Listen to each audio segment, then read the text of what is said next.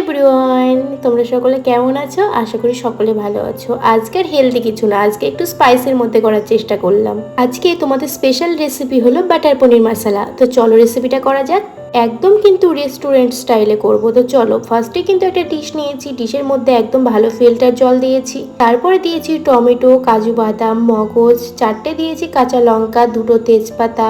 এবারে দেবো গোটা গরম মশলা, তার মধ্যে দিয়েছি দারচিনি, এলাচ, লবঙ্গ আর দিচ্ছি এবারে আমি গোলমরিচ। গোটা গরম মশলা দিলে কিন্তু স্মেলটা দারুণ হয়। তারপর দিচ্ছি হালকা পরিমাণে আমি হলুদ গুঁড়ো, তারপরে দেবো আমি তিল। তোমরা চাইলে এখানে পোস্তটাও ইউজ করতে পারো, যেহেতু পোস্তর দামটা খুবই হাই, ওই জন্য কিন্তু তোমরা তিলটা ইউজ করতে পারো একটু বেশি পরিমাণে, তাতে কোনো অসুবিধা হবে না।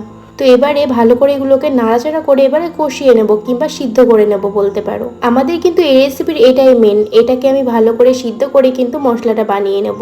চাইলে তোমরা তেলের মধ্যেও কষিয়ে নিতে পারো, কিন্তু জলের মধ্যে সিদ্ধ করে নেওয়াটাই কিন্তু বেস্ট মনে হয় আমার। তেলের মধ্যে কষিয়ে নিলে কিন্তু একটু গ্যাস, অম্বল কিংবা অ্যাসিডিটি হওয়ার সম্ভাবনা থাকতে পারে, আর জলে সিদ্ধ করলে কিন্তু এসবের কোনো ভয়ই নেই। তার জন্য কিন্তু বেস্ট মনে হয় আমার যে জলে সিদ্ধ করাটাই। সত্যি কথা বলতে এই রেসিপিটা বানাতে একটু সময়ই লাগবে, তাই হাতে টাইম নিয়ে কিন্তু রেসিপিটা বানাতে হবে, তাহলে কিন্তু খেতেও সুন্দর হবে।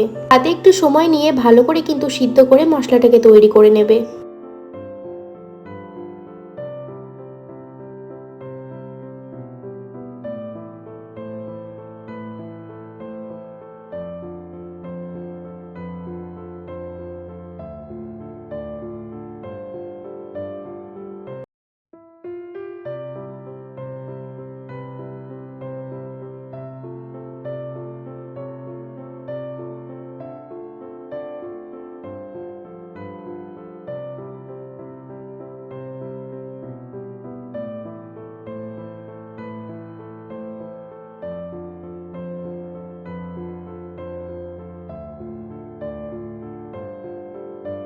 তো চলো, মশলাটা তো আমার রেডি হয়েই গেছে, এই যে পুরোপুরি কমপ্লিট। এবারে আমি মশলাটাকে পেস্ট করে নেব। ততক্ষণে আমি কড়াই বসিয়ে নিচ্ছি। কড়াইয়ে দিচ্ছি আমি সাদা তেল। সাদা তেলটা ভালো মতো গরম হয়ে গেলে সাদা তেলের মধ্যে দেবো পেঁয়াজ কুচোনো। একদমই কিন্তু ছোট ছোট করে কুচিয়ে নিয়েছি আমি। পেঁয়াজগুলো ভালো করে কিন্তু এবারে ফ্রাই করে নিতে হবে।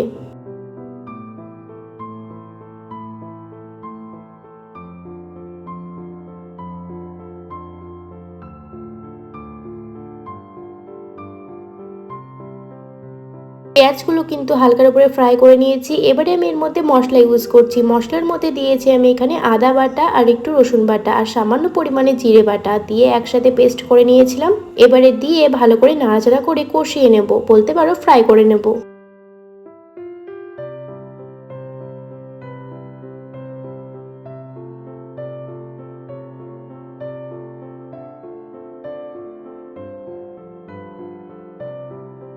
বেশ কিছুক্ষণ নাড়াচাড়া করে নেওয়ার পর দিচ্ছি এর মধ্যে আমি কাশ্মীরি লঙ্কা গুঁড়ো, যেহেতু কালারটা খুব ভালো আসবে তাই। তারপরে দিচ্ছি এর মধ্যে একটু হালকা পরিমাণে মিট মশলা, আর দিচ্ছি এবারে পরিমাণ মতো হলুদ আর স্বাদ অনুযায়ী মতো লবণ। তারপরে দেবো এর মধ্যে একটু টক দই দিয়ে ভালো করে নাড়াচাড়া করে এবারে ভালো করে মশলাটাকে কষিয়ে নেব।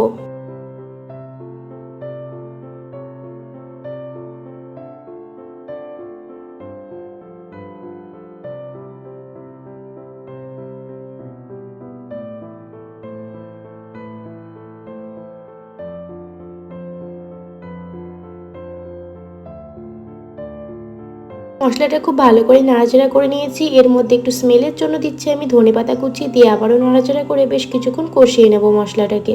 মশলা থেকে কিন্তু সুন্দর তেল ছেড়ে এসেছে এখনই। তারপরে দিচ্ছি আমি এবারে পেস্টটা কিন্তু সুন্দরভাবে আমি করে নিয়েছি। এবার নাড়াচাড়া করে নেওয়ার পালা।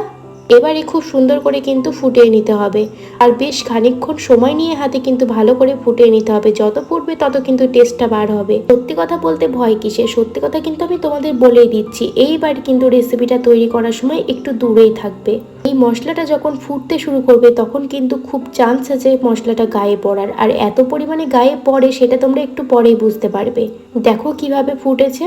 আর এই রেসিপিটা কিন্তু পুরোটাই ফোটার উপরেই নির্ভর করে, যত ফুটবে তত কিন্তু টেস্টটা বার হবে মশলা থেকে। তাই ভালো করে কিন্তু ফুটিয়ে নিতে হবে, আর অবশ্যই কিন্তু ঢাকা দেবে। ঢাকা না দিলে কিন্তু প্রচুর পরিমাণে গায়ে পড়বে। আমার তো প্রচুর পরিমাণে পড়েছে, ওই জন্য কিন্তু তোমাদের আগে থেকে আমি সাবধান করে দিচ্ছি।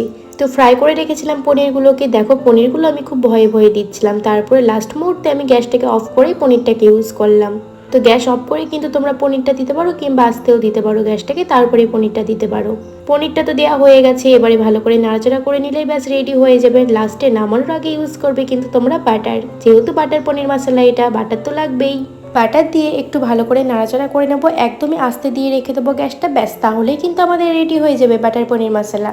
আজকে আর তোমাদের কমেন্ট করে জানাতে হবে না রেসিপিটা কেমন হয়েছে, তোমরা কিন্তু আগে বাড়িতে ট্রাই করে তারপরে আমাকে কমেন্টে জানাবে যে রেসিপিটা তোমাদের খেতে কেমন হয়েছিল।